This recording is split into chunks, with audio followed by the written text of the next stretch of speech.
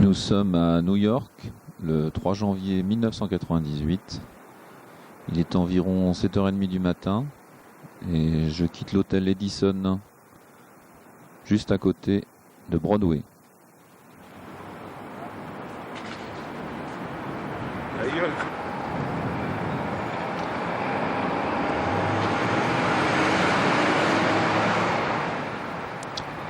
Broadway, c'est un des quartiers les plus animés de New York, mais surtout le soir, juste au moment où les gens se rendent au théâtre. La 5e avenue, quasi déserte.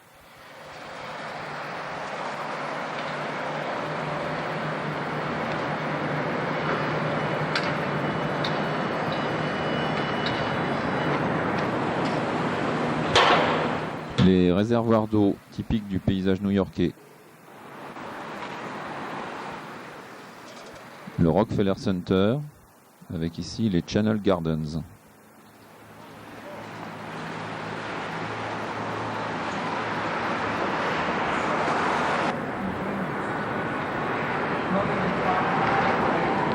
Et dominant les Channel Gardens, la tour du General Electric Building, qui fait 259 mètres de haut.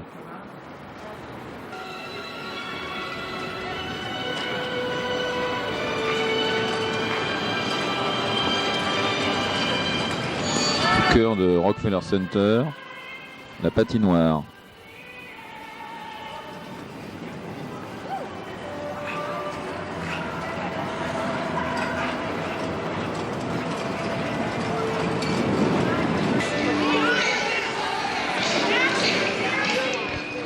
La statue de Prométhée de Paul Manship, qui date de 1934.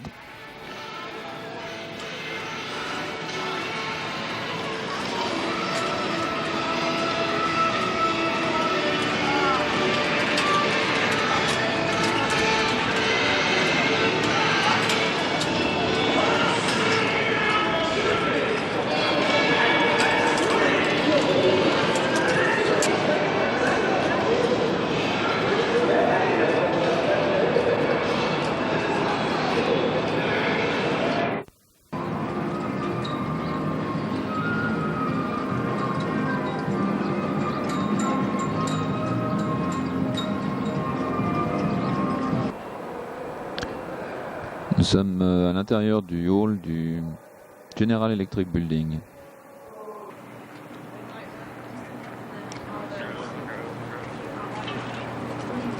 La cathédrale Saint-Patrick, qui date du 19e siècle, de la deuxième partie du 19e, et qui a été inspirée de la cathédrale de Cologne.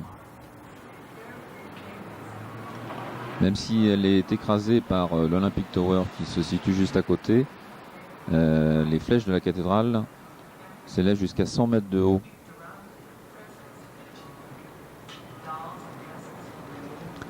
À l'intérieur, j'ai pu visiter une exposition consacrée au centenaire de la mort de Sainte Thérèse.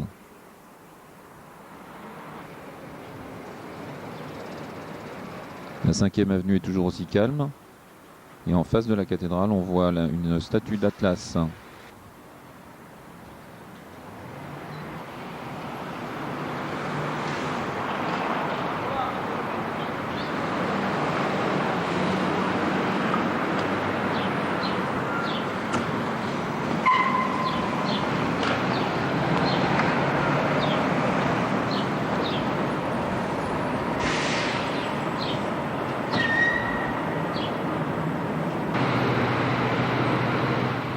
Juste derrière Saint-Patrick, les Villard Houses. Il s'agit d'anciens hôtels particuliers qui servent désormais de salon de réception pour le New York Palace.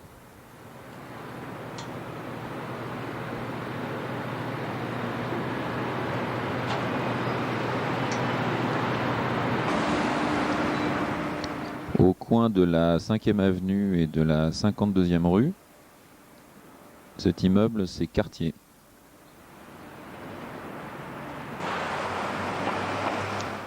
Nous sommes dans la partie chic de la 5e avenue. On vient de voir Cartier, on voit maintenant Christian Dior.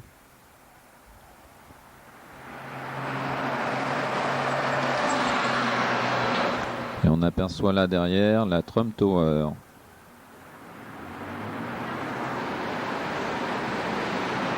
Dont on voit l'entrée principale ici. C'est une tour qui date de 1983, de la grande époque de la finance, et qui a été construite par Donald Trump. Nous sommes dans l'atrium de Marlborough Rose avec une cascade qui descend de 24 mètres de haut. Le 9 Ouest 57e rue, c'est un immeuble qui s'en va en arrondi et qui s'évase sur 50 étages.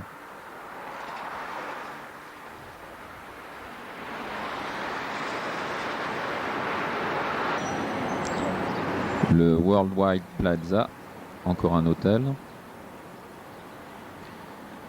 Et les parkings new-yorkais.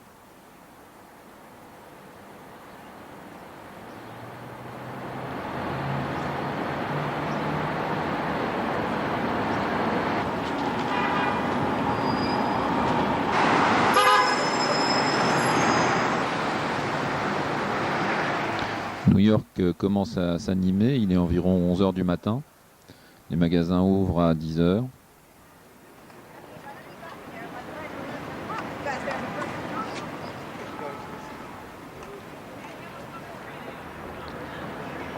Et je vais aller visiter le MoMA, c'est-à-dire le Museum of Modern Art de New York.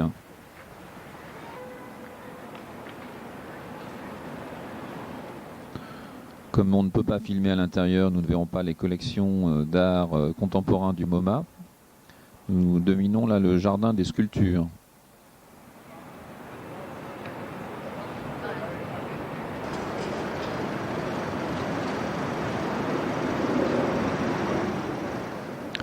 On peut y voir des sculptures de Picasso, ou comme ici de Henry Moore, ou comme on le verra juste après, de Mayol.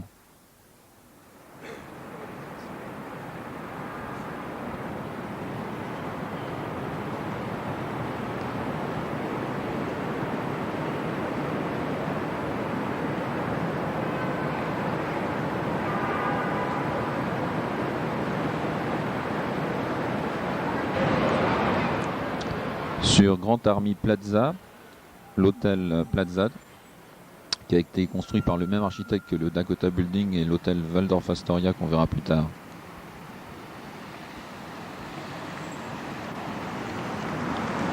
Un terre-plein central, de larges trottoirs, nous sommes sur Park Avenue.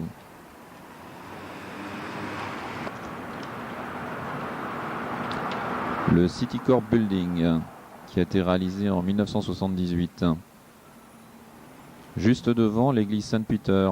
En fait, les luthériens ont consenti à vendre le terrain du Citicorp uniquement si un édifice religieux était bâti également sur cet emplacement. C'est pour ça qu'il y a cette église juste à gauche. Et là, on voit les 4 piliers de 35 mètres de haut qui supportent le Citicorp Building, qui lui s'élève à 274 mètres.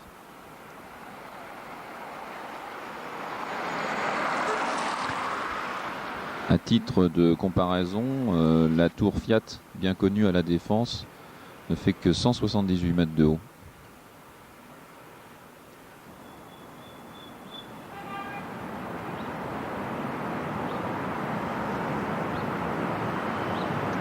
Un immeuble ancien, le Racket and Tennis Club.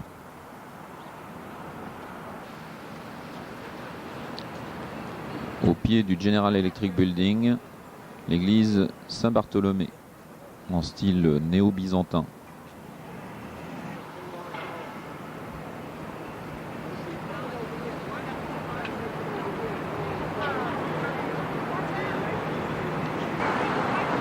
Ici, le toit du General Electric Building. Ce n'est pas le même que celui du Rockefeller Center. Hôtel Waldorf Astoria, l'un des hôtels les plus réputés de New York, dont on voit de très loin les 2 tours jumelles.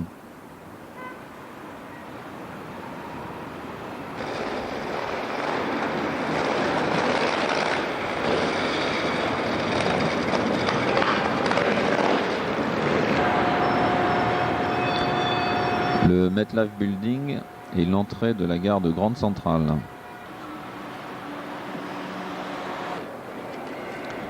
Son hall fait 38 mètres de haut. On y voit un plafond avec les signes du zodiaque.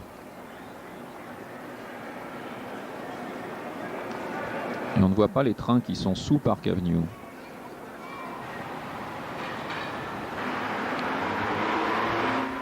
L'un des buildings les plus célèbres de New York, le Chrysler Building.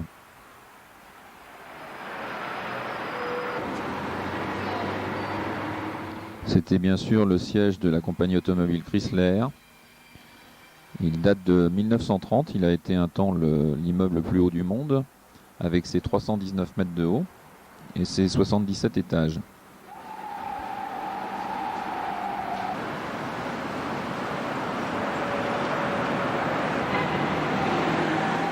Ça a été l'un des tout premiers immeubles à autant employer le métal.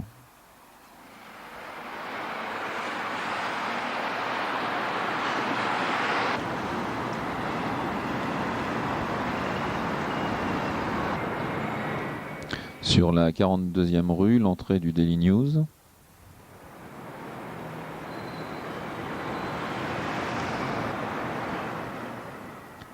Et tout au bout de la 42e, Tudor City. Ce sont 12 bâtiments de briques qui ont été conçus en 1925 à l'intention des classes moyennes. C'est un quartier particulièrement paisible, juste après les brouhahas de la 42e.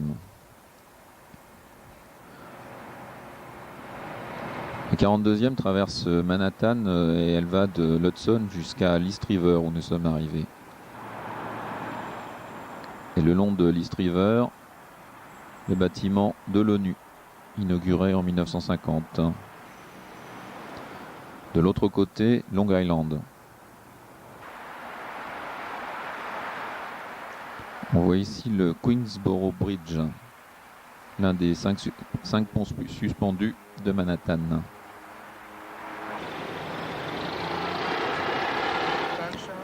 Retour à Broadway en fin de journée. L'animation commence à venir et les néons clignotent de partout.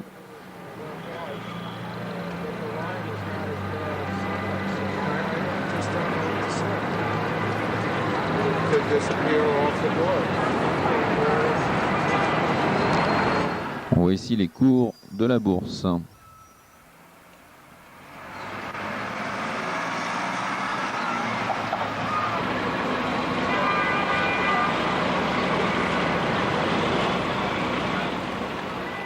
Juste en dessous de la publicité pour Suntory, les naissances du jour, Mel Gibson, Tolkien, ils m'ont pas affiché, mais c'était mon anniversaire.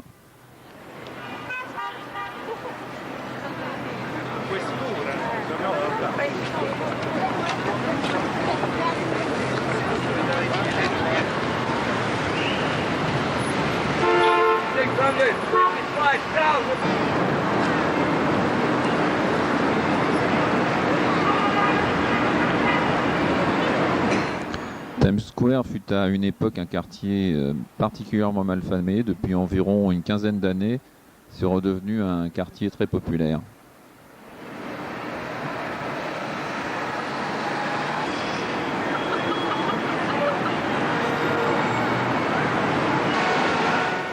Tous les spectacles, toutes les comédies musicales à succès se donnent sur Broadway. Et en fin de journée, retour dans le hall de l'hôtel Edison.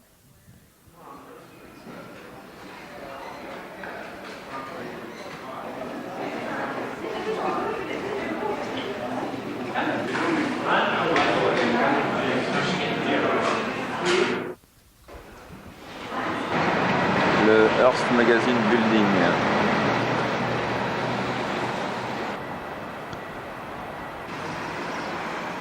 Dimanche matin à Columbus Circle, la statue de Christophe Colomb. Et ici le Lincoln Center. On a vu à droite l'Avery Fisher Hall qui est le siège du New York Philharmonic Orchestra.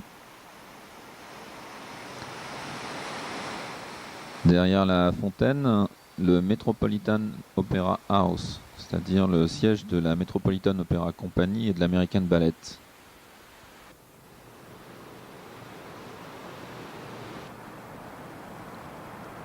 Ici le Lincoln Theatre. Et de l'autre côté de la place, le Juilliard Building et la Juilliard School. C'est un conservatoire qui forme des musiciens, des danseurs, des chanteurs. Les Century Apartments vus de Central Park.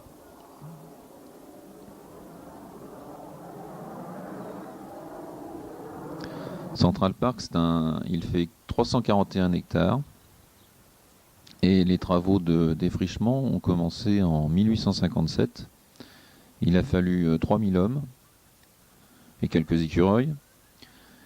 3000 hommes qui étaient surtout des Irlandais. Et il a fallu 400 chevaux et pas loin de 20 ans pour arriver à faire de ces étangs, de ces mares, ce qu'est aujourd'hui Central Park.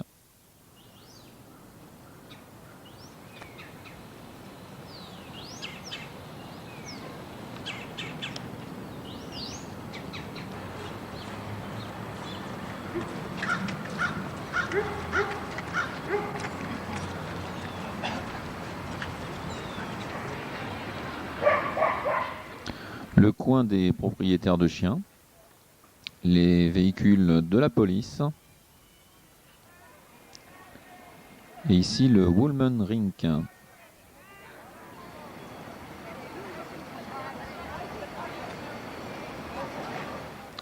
L'hiver, on y fait du patin à glace, l'été, du patin à roulettes. Cet espace a été rénové par Donald Trump en 1980.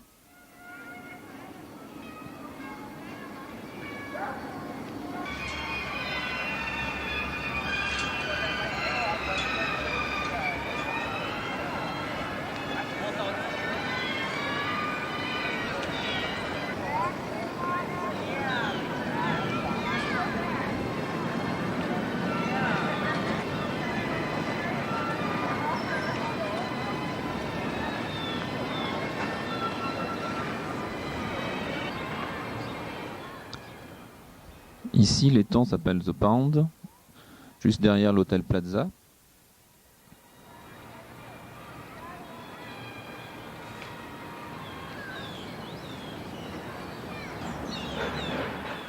C'est une réserve d'oiseaux.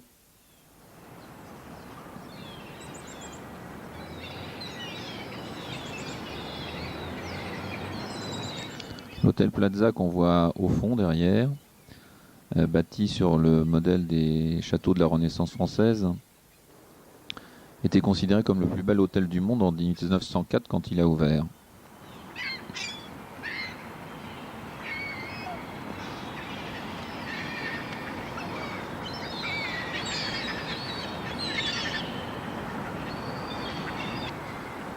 Ici le Derry, le bureau d'accueil des visiteurs en style victorien, il a été restauré à la fin des années 70.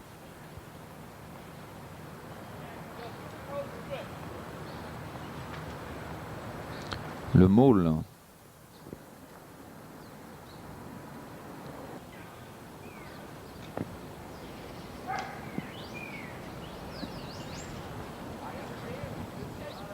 Au cœur de Central Park, la fontaine et la terrasse de Bethesda.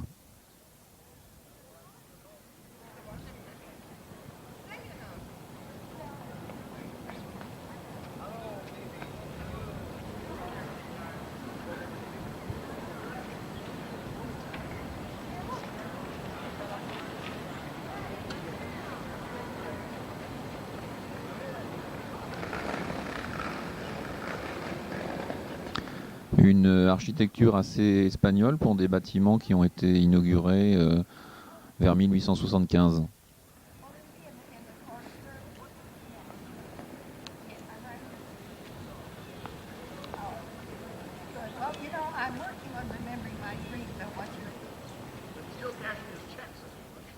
Dominant la fontaine, l'ange des eaux.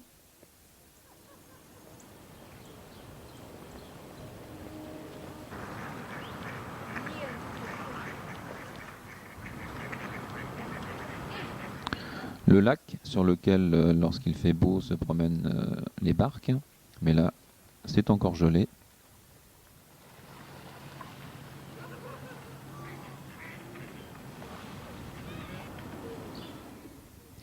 Le Bow Bridge.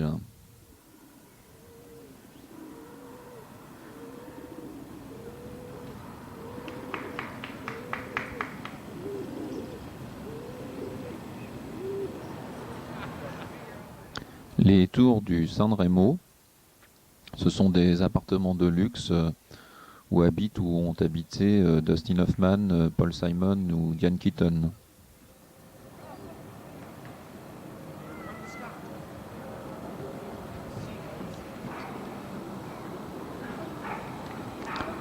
Les toits de l'immeuble Dakota.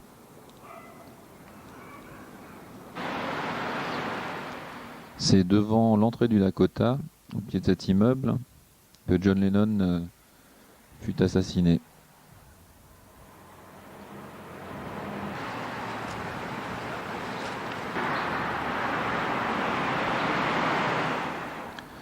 Certains de ces appartements comptent jusqu'à 20 pièces et y ont habité Bernstein, Lauren Bacall ou John Lennon, bien entendu, dont on voit ici Strawberry Fields à l'intérieur de Central Park avec cette mosaïque offerte par la ville de Naples. 160 espèces de végétaux sont dans Strawberry Fields. Il y en a à peu près une par pays puisqu'il a été bâti avec des donations venues du monde entier.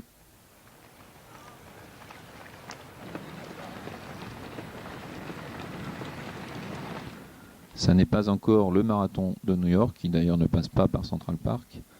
C'est une course au milieu du parc, avec des centaines de personnes.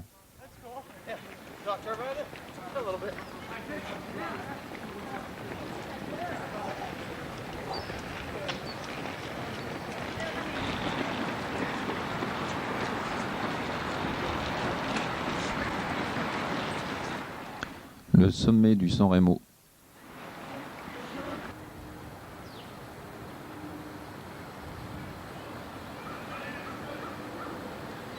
Le lac et la vue sur le sud de Central Park.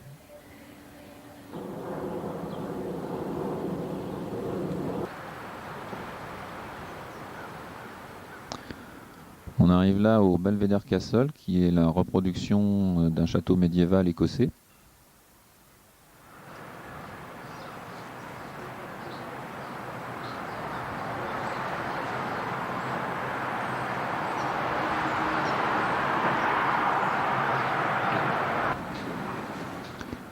On domine là Central Park et au fond l'Upper East Side.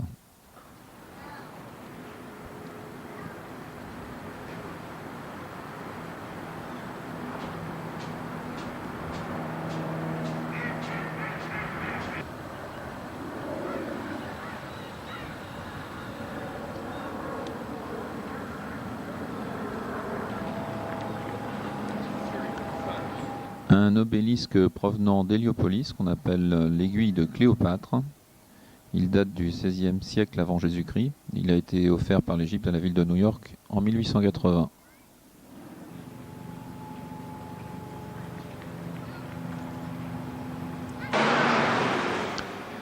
Nous arrivons là juste le long de Central Park sur le Museum Mile, là où sont rassemblés tous les musées. Ici le plus important d'entre eux, le Metropolitan, qui est un peu l'équivalent du Louvre et qui à lui seul contient plus de 14 musées sans compter les expositions temporaires. Un peu plus loin, le Whitney Museum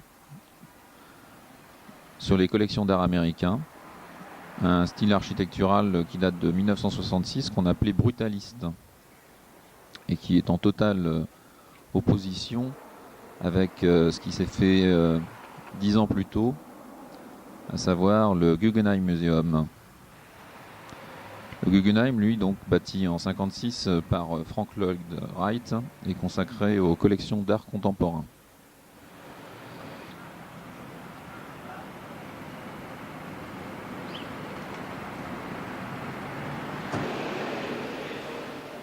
Il faudrait des journées entières pour visiter tous les musées de New York.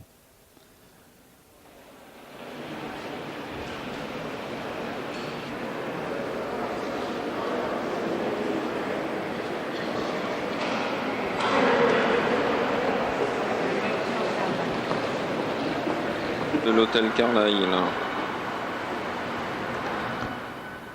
La flèche de cet hôtel Carlyle qui remonte à 1929.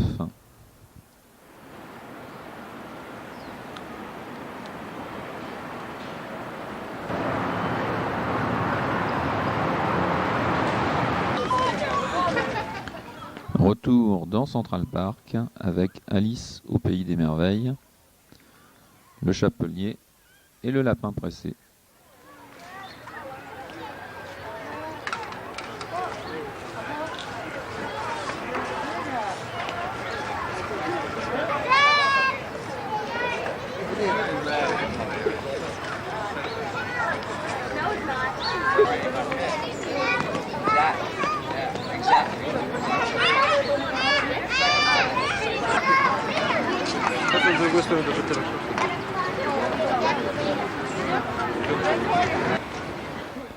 Un peu plus loin, plus esselée, la statue d'Andersen. Et souvent les enfants lui montent sur les genoux.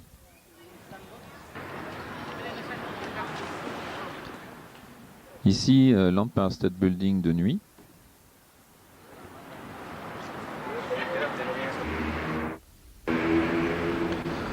Les couleurs qu'on voit là sont celles typiques de l'Empire State à Noël. Tout compris avec notamment l'antenne de télévision qui fait l'équivalent de plus 20 étages. Il domine Manhattan de 443 mètres. Il est moins haut en tant que building que les tours jumelles qu'on verra plus tard. Mais c'est surtout l'immeuble le plus caractéristique de New York. Et bien entendu, tout comme King Kong, il faut absolument monter à l'observatoire de l'Empire State.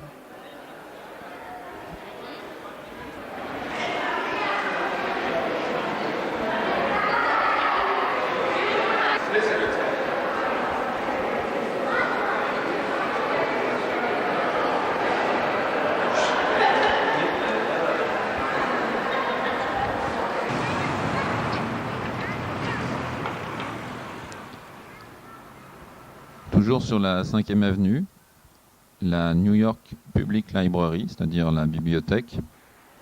Elle est gardée par les lions Patience et Fortitude, qui là sont coiffés de jolis casques de chantier avec marqué dessus New York Public Library Work in Progress, puisque nous sommes en travaux.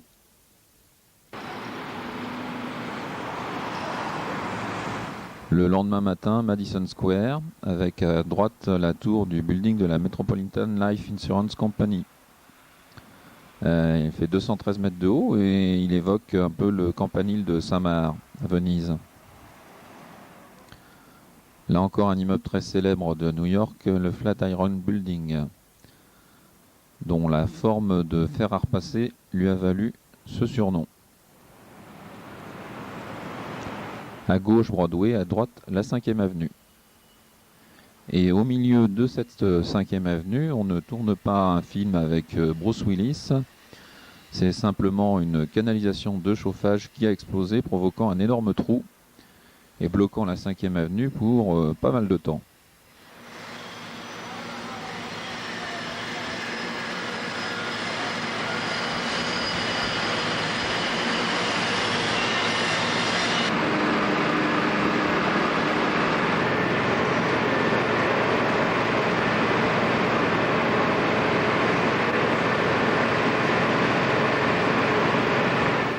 À New York, c'est vrai, il faut beaucoup marcher pour arriver notamment dans Greenwich Village.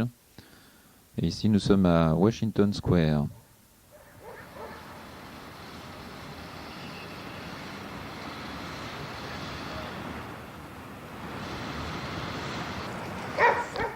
Le George's Dog Run, un endroit où les propriétaires de chiens peuvent les laisser en liberté. Il y a d'ailleurs tout ce qu'il faut pour ça.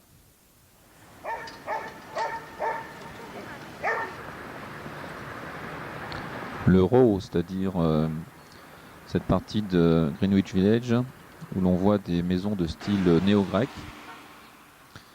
Ça date du début 19e. Ici, c'est juste derrière. C'était les écuries de ces maisons. Et aujourd'hui, ce sont des villages, des endroits particulièrement appréciés du village. La Jefferson Market Library, elle a été bâtie en 1877 sur le modèle du château de Neuschwanstein en Bavière. Et elle a failli être démolie en 1960, mais la population new-yorkaise s'y est opposée.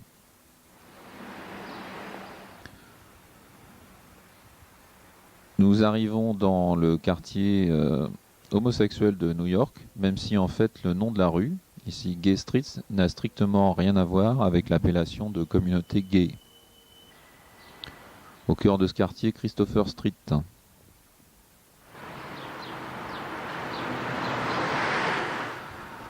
Je me promène là de bon matin dans Greenwich Village, alors que c'est un quartier qui est particulièrement animé le soir.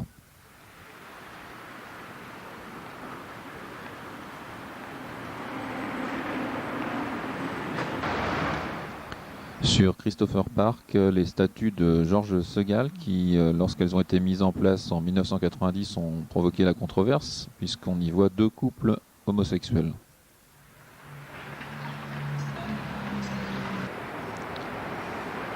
Des maisons du milieu 19e siècle sur St. Luke's Place.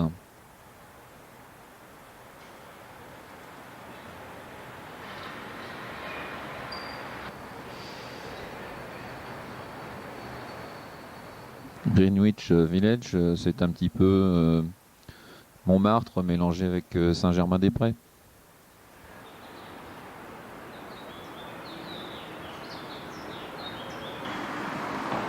Sur Morton Street, des maisons dont l'entrée est particulièrement décorée.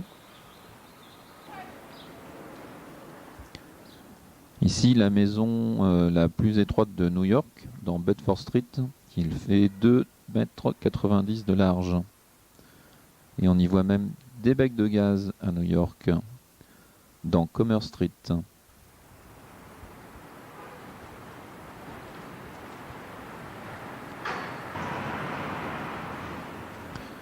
Sur Commerce Street, le Cherry Lane Theatre, où l'on produisait en avant-première les pièces de Beckett et de Ionesco.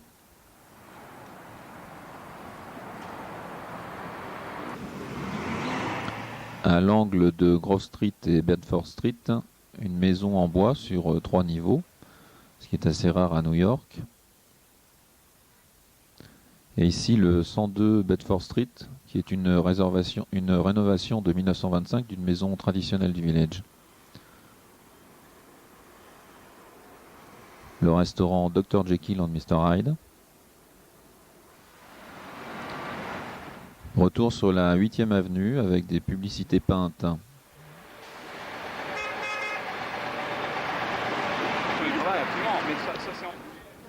Et là, nous arrivons à Chinatown. Les premiers Chinois sont arrivés en Amérique tout de suite après la guerre de sécession. Ils ont d'abord travaillé dans les mines d'or. L'affluence a été tellement importante que de 1882 à 1943, des décrets d'exclusion ont totalement fermé l'immigration aux Chinois. Et ensuite, à partir de 1943, cette immigration a repris. Little Italy, qu'on a juste aperçu, a été totalement englobé maintenant par Chinatown. Il n'y a pas de place, il n'y a pas d'immeuble en bonne condition. New York n'a pas d'argent. Au départ de Battery Park, vers la Statue de la Liberté, on voit ici ce qu'on appelle la skyline.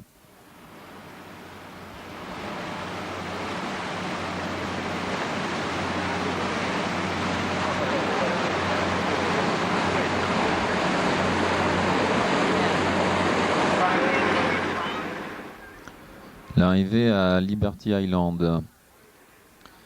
Cette statue, construite par le sculpteur Bartholdi sur une charpente de fer de Gustave Eiffel, est un cadeau des Français à l'Amérique. Elle a été inaugurée en 1886.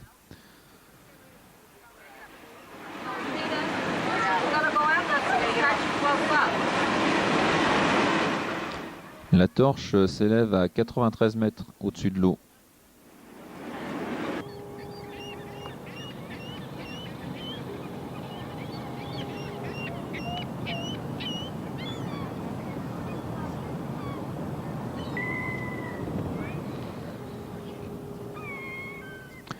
La tête de la statue, elle fait 3 mètres sur 5.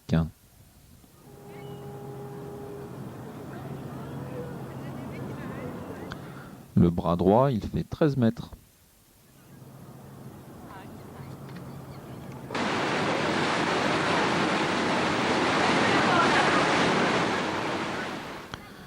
Et nous arrivons là, comme des millions d'immigrants, à Ellis Island.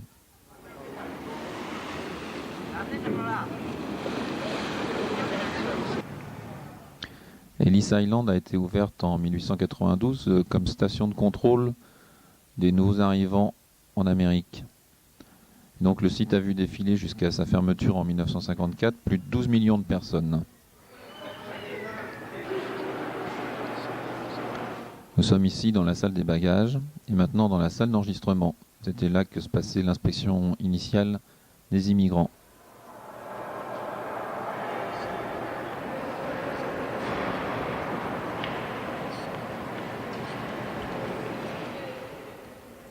Il faut savoir que 40% de la population américaine a un parent qui est passé par là.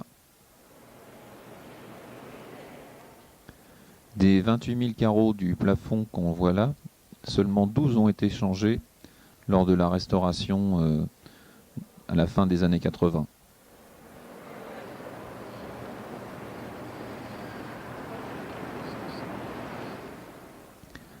Il est passé jusqu'à 5000 personnes par jour sur Ellis Island et 98% ont pu faire comme nous, prendre le bateau et arriver aux États-Unis.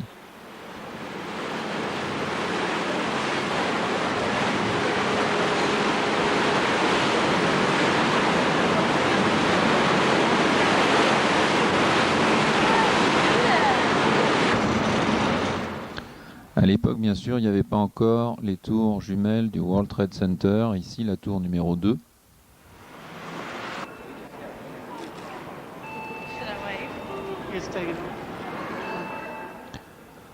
Ces tours s'élèvent sur 110 étages et 411 mètres de haut.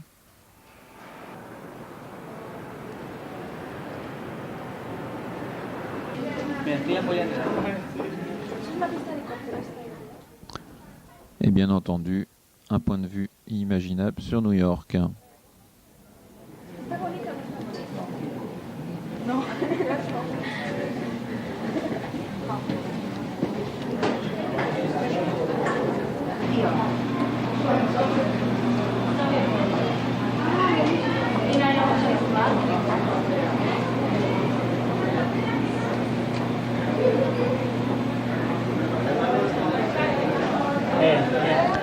Juste en retrait du quartier des affaires, on voit le Brooklyn et le Manhattan Bridge. Beaucoup de parasites à cause de cette antenne sur la tour numéro 1.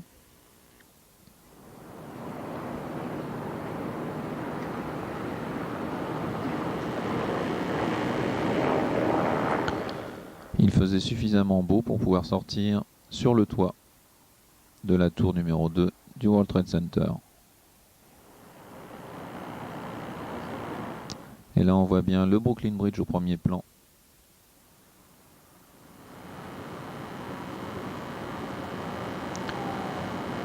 Tout au fond, l'Empire State Building.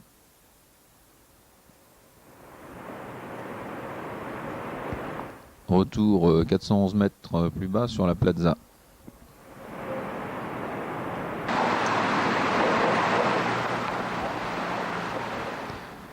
Et pour terminer la journée, une petite promenade sur le Brooklyn Bridge by night.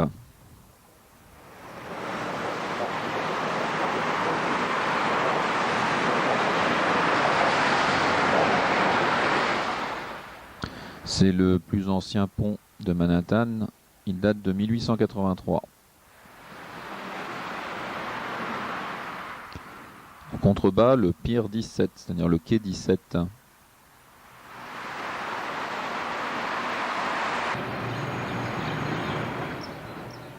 Dernier jour, promenade dans le Civic Center, toute la partie municipale de New York. On voit ici l'hôtel de ville.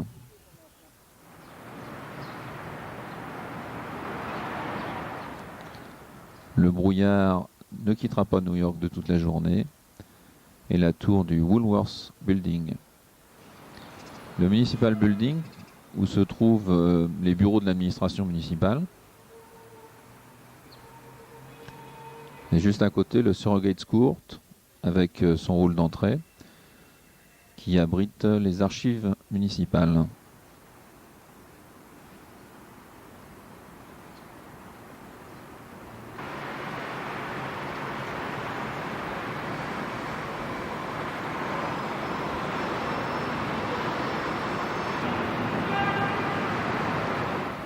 À nouveau le Municipal Building, conçu en 1914, et ici les tribunaux.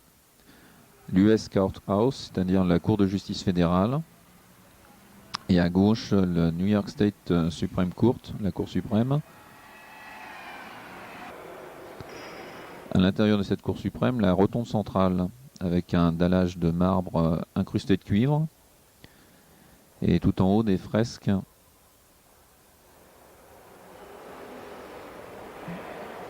peintes par Pusterla en 1930. Ça raconte l'histoire de la loi.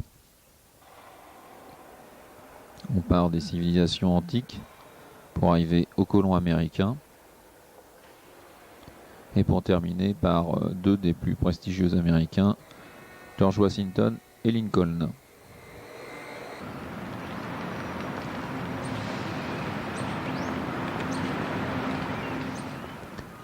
Retour au Woolworth Building, qui a été édifié en 1913.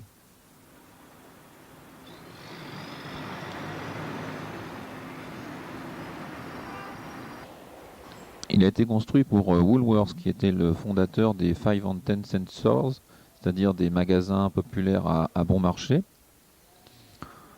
Le hall du building, lui, paraît pas particulièrement à bon marché.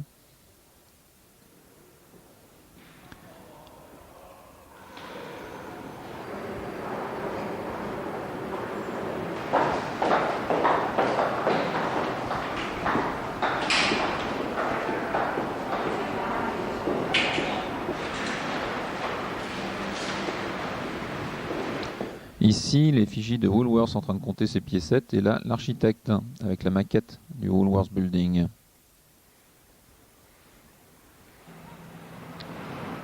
On en voit, cette fois-ci, ça s'est un peu dégagé, on en voit le sommet. Donc édifié en 1913, il fait 240 mètres de haut.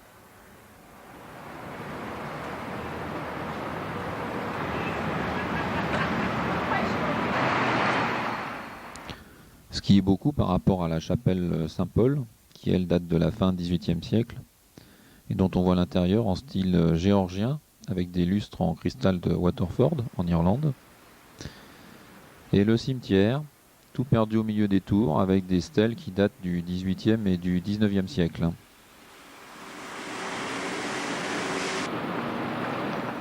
Les tours jumelles du World Trade Center sont perdues dans la brume. Et on voit là la plaza qui fait 20 000 mètres carrés.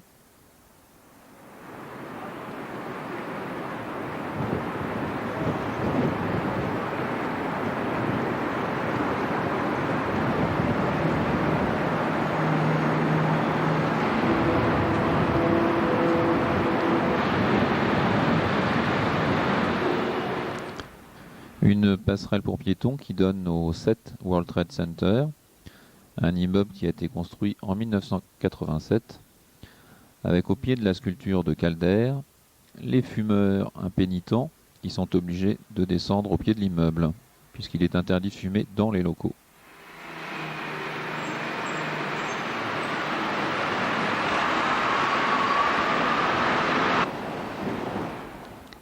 Le World Financial Center a été construit lui en 1987, il est récent, et il abrite un superbe jardin d'hiver.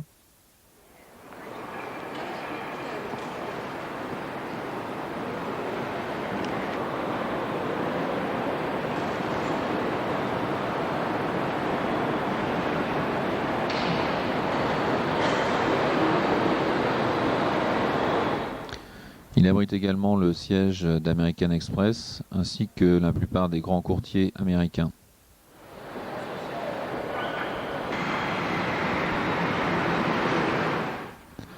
Liberty Plaza, juste en face des tours du World Trade Center, avec juste là derrière les tours de la tour du One Liberty Plaza.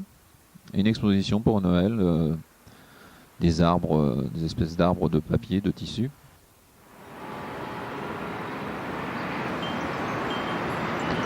Au pied de la Marine Midland Bank, on a vu le cube de Doguchi, et ici, quelqu'un qui est en train de chercher dans son attaché case.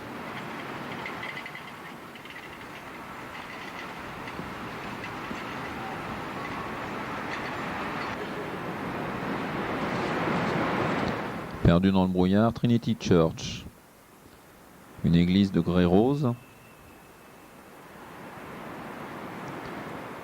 C'était à l'époque de sa construction l'édifice le plus haut de New York, en 1846.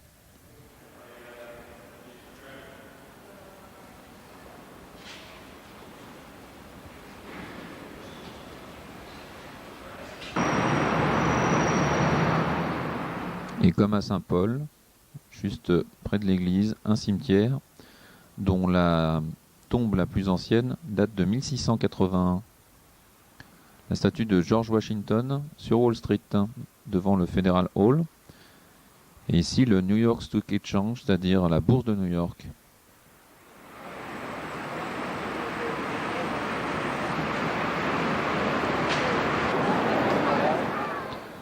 Prenons un peu de repos, les traders.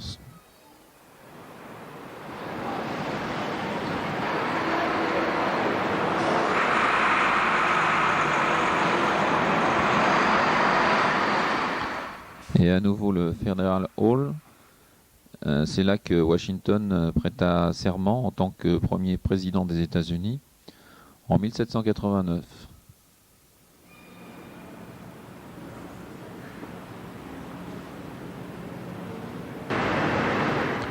Perdu à 248 mètres de haut, le sommet de la Chase Manhattan Bank Building, qui date de 1961.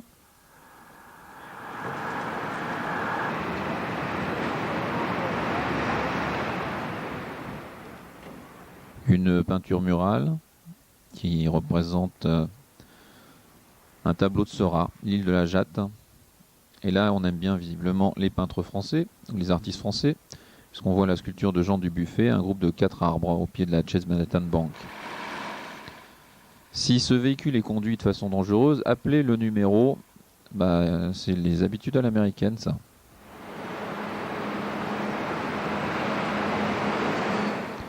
Cet immeuble construit en 1924, c'est la Federal Reserve Bank of New York. La chambre forte de cet immeuble contient les réserves d'or de plus de 80 nations et ça représente 10 000 tonnes d'or.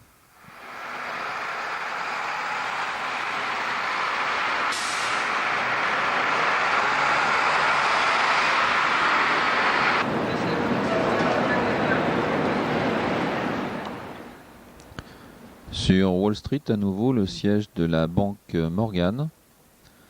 Un hall particulièrement agréable, plus tranquille que le reste du secteur.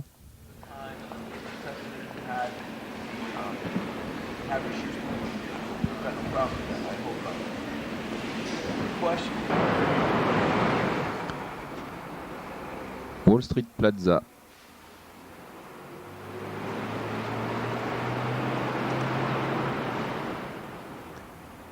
On voit là une sculpture de Yu Yang.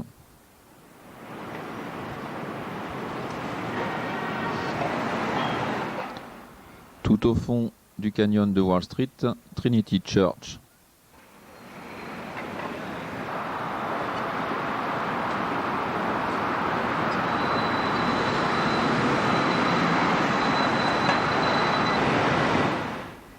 Des sculptures sur Bennett Park.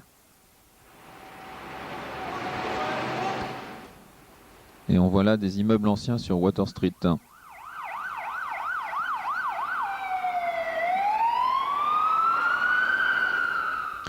Dont juste là la Frances Tavern qui date de 1719.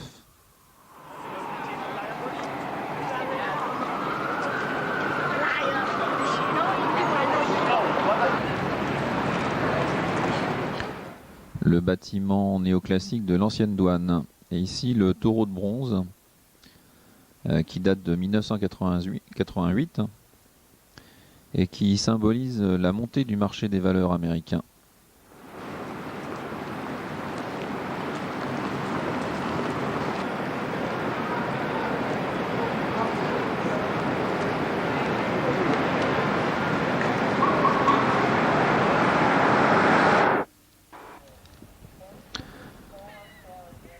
Nous sommes à Battery Park, le point d'embarquement pour Liberty Island et Ellis Island.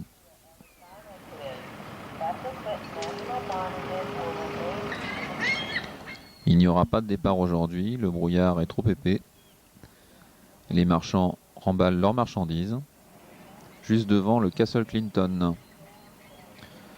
qui avait été construit au début du 19e siècle pour protéger le port de New York. Et ici, l'East Coast Memorial de 1961 qui est dédié à ceux qui ont péri dans l'Atlantique pendant la Deuxième Guerre mondiale.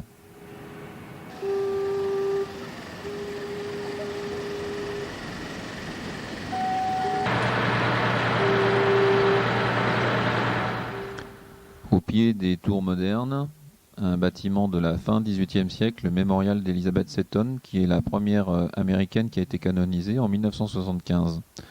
Et à droite, la James Watson House, l'ancienne demeure d'un sénateur new-yorkais. New York est un port et nous sommes ici sur le South Street Seaport.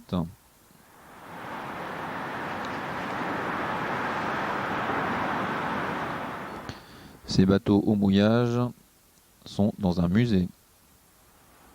On y voit ici le Weaver Street, qui est un bateau construit en 1885 pour le commerce de jute entre l'Inde et l'Europe, et maintenant le Peking, un 4-mâts de 1911. On retrouve le Pier 17 pavillon et la patinoire.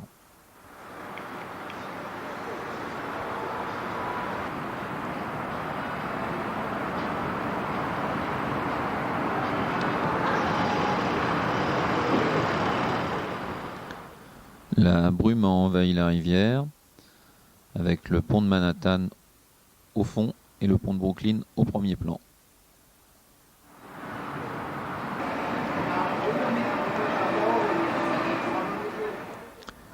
Le bateau-phare Ambrose.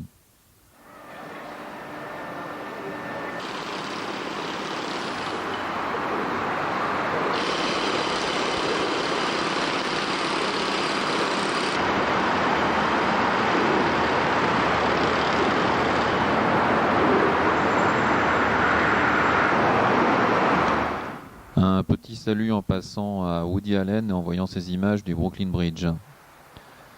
Et c'est sur la passerelle du Brooklyn Bridge qui a été reconstruite au début des années 80 que l'on finira ces images de New York.